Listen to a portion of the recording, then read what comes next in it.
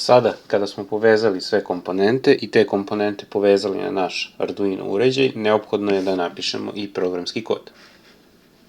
Programski kod koji ćemo pisati u okviru ovog našeg simulatora se piše u delu kod, koji kada izaberete vam nudi više opcija,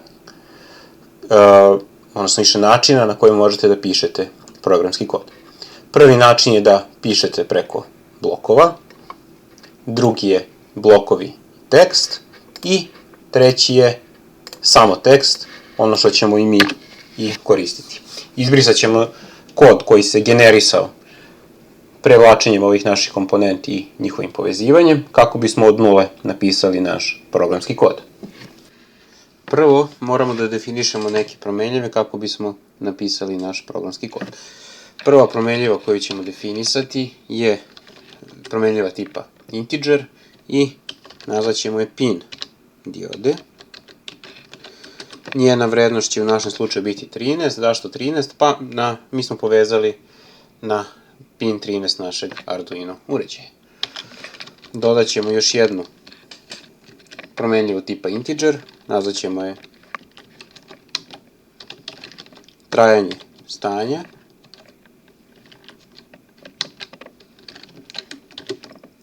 i dodelit ćemo joj inicijalnu vrednost od pola sekunde. Dodat ćemo i još jednu promenljivu tipa byte, nazvat ćemo je stanje diode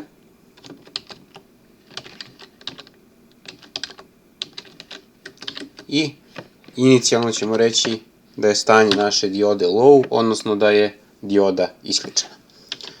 Napravit ćemo i dve funkcije. U okviru funkcije setup samo ćemo pozvati jednu funkciju koja se zove pin mode i prosledit ćemo joj dva argumenta. Prosledit ćemo joj pin naše diode. Mi smo napravili tu promenljivu, tako da dovoljno je samo da prosledimo ime te promenljive i dodelit ćemo joj ključnu reč output. Tačka zarez na kraju svakog reda se podrazumeva. Ovime smo naš pin diode konfigurisali kao izlazni pin.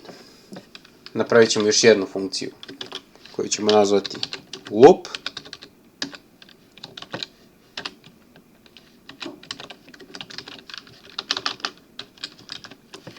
i šta ćemo prvo tu raditi? Pa prvo ćemo uzeti ovo naše stanje diode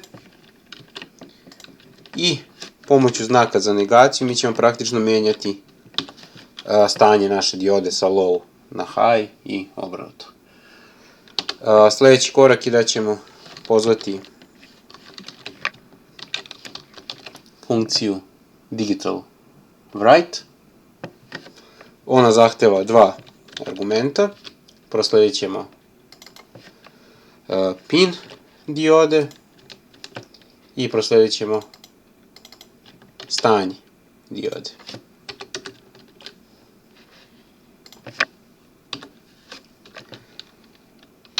Šta smo ovdje postigli? Pa dioda će naša biti uključena, odnosno isključena u zavisnosti od stanja diode. I na kraju je potrebno samo da pozovemo funkciju za čekanje, odnosno delay, i da prosledimo vrednost čekanja. Mi smo rekli da hoćemo pola sekunde, odnosno prosledit ćemo ime naše promenljive trajanje stanja.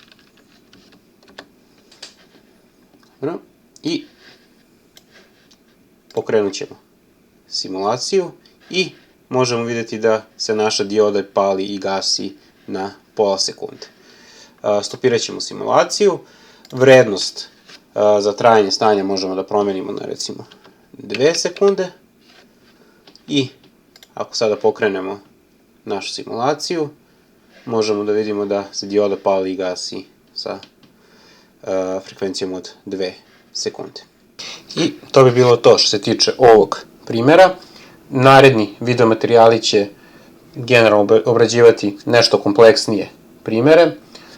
Ove laboratorijske vežbe koje obrađujemo na ovim video materijalima su sortirane prema stepenu složenosti, od osnovnih primjera gde se vi upoznajete sa osnovnim komponentama, načinom povezivanja, osnovama pisanja koda, da bismo na kraju došli do kompleksnijih primjera.